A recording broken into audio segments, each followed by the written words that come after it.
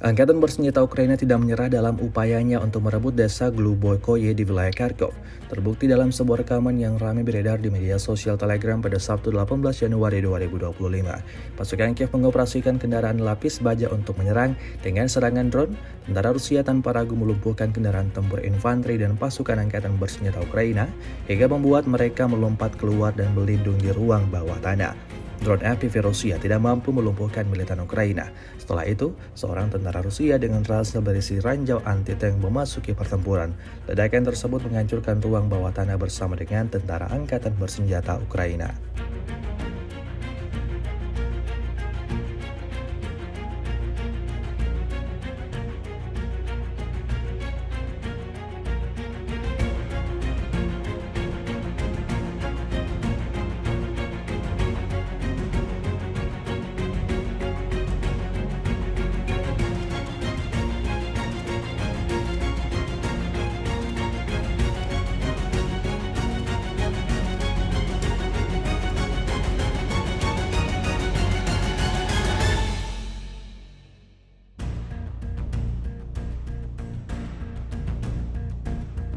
Download Tribun X sekarang, menghadirkan lokal menjadi Indonesia.